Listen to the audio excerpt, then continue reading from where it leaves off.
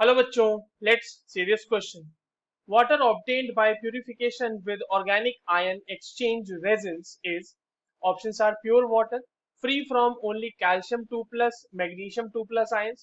Option C says free from HCO3 minus SO4 2 minus and Cl minus ion only. And option D says none of these.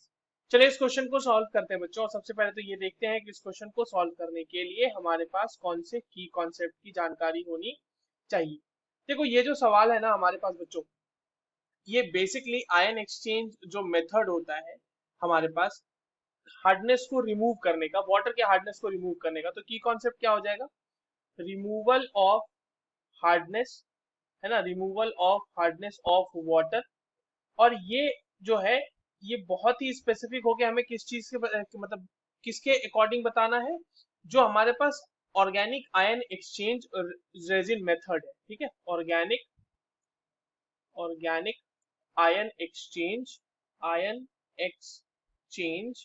Resin.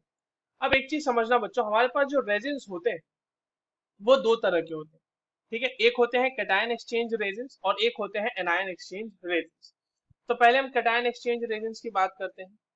Cation exchange resins, अब नाम से ही पता चल रहा है कि यहाँ पर जो रेजिन्स है वो रिमूव होंगे.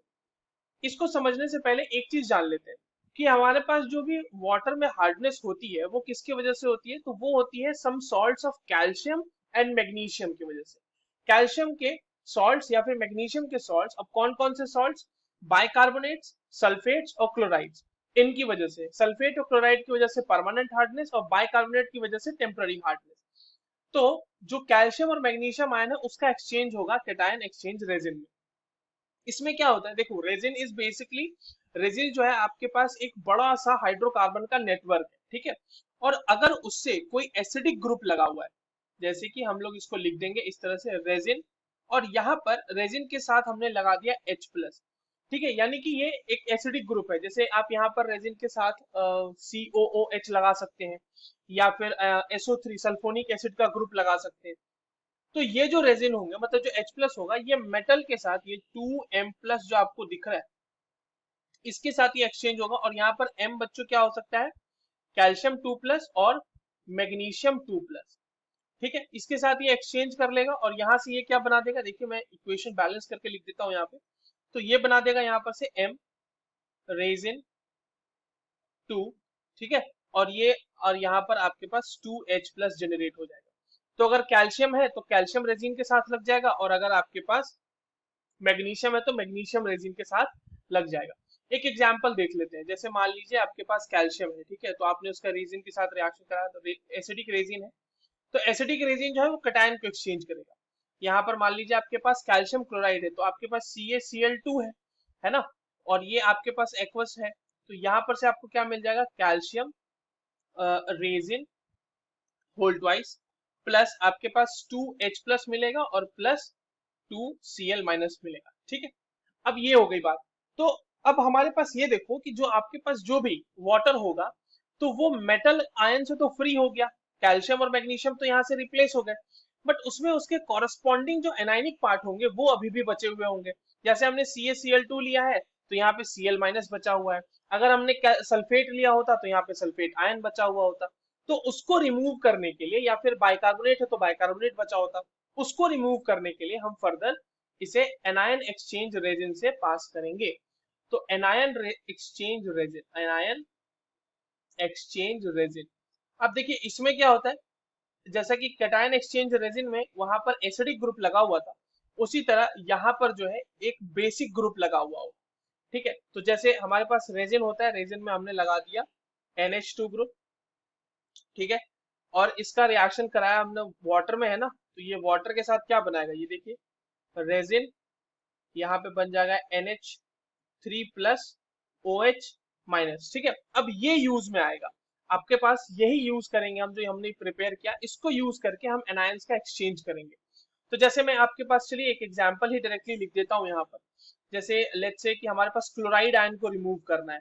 तो रेजिन है हमारे पास, यहाँ पर NH3 प्लस OH माइनस हो गया, यहाँ पर आपके पास Cl माइनस है. ठीक है, अब यहाँ पर से देखिए क्या होगा, ये बनेगा रेजिन NH3 प्लस, ये इस तरह से लगा हुआ है, NH3 plus Cl minus plus OH minus generate हुआ यहाँ पर से। अब देखो ये जो OH माइनस हुआ ना, अब जैसे क्लोराइड के केस में हुआ, आप इसको सल्फेट के केस में भी देख सकते हैं, ऐसा ही कुछ आपको मिलेगा यहाँ पे, NH3 प्लस OH माइनस, और क्योंकि सल्फेट है तो इसको बैलेंस करने के लिए यहाँ पे 2 लिखते चलते हैं साथ साथ, SO4 2 माइनस, इसके साथ ये रिएक्ट करेगा तो क्या बनाएगा ये, तो रेजिन NH3 प्लस, ठीक है, और इसके दो मिलेंगे हमें, और साथ में लगा रहेगा SO4 और 2 माइनस, और यहाँ पर प्लस OH माइनस, और दो OH माइनस मिलेंगे। अब समझना बच्चों कि आपके पास जो पहला स्टेप में था वहां पर H प्लस मिल गया था, और सेकंड स्टेप में हमारे पास OH माइनस मिल गया, तो वापस से ये H प्लस और OH माइनस मिलके क्या बना देंगे हमारे पास, वाटर। ठीक है, तो यहाँ पर जो हमारे पास वाटर मिल रहा है ये फ्री फ्रॉम होगा किस किस से, free from calcium 2 plus ion, magnesium 2 plus ion, chloride ion, sulphate ion, और SO4 2 माइनस होगा, और साथ ही साथ बाइकार्बोनेट आयन, इन सब का एक्सचेंज पॉसिबल है, और इन सब से ये फ्री होगा। तो हमारे पास जो ऑप्शन है वो देख लेते हैं। अब देखिए पहला ऑप्शन कह रहा है प्योर वाटर। देखो बच्चों हमने एक्सचेंज करा है कैल्शियम और मैग्नीशियम आयन का, बाकी जो मेटल्स उसमें डिजॉल्व है, लाइक सोडियम मेटल ही अगर Na प्लस आयन है तो उसको एक्सचेंज नहीं किया हमने, तो अभी भी वो प्योर वाटर नहीं है, उसमें कुछ ना कुछ आयंस मौजूद होंगे ही होंगे, तो ये तो नहीं मिल रहा। बी हो सकता है ना, बी, क्योंकि उसमें कह रहा है कि फ्री फ्रॉम ये है, तो बिल्कुल सही बात है। सी भी हो सकता है, हमने देखा कि एनायन वाले से अगर हम उसको पास कर देंगे। अब देखिए इसको दोनों को हम इसलिए कंसिडर कर रहे हैं क्योंकि क्वेश्चन में कह दिया गया है हमारे पास ऑर्गेनिक आयन एक्सचेंज रेजिन, ये स्पेसिफाई नहीं किया कि हमने कैटाइनिक यूज करना है या एनाइनिक यूज करना है, देयरफॉर डी तो हो ही नहीं सकता, none of these. So the correct answers for this question will be option B and C. I hope you understood this well. All the very best.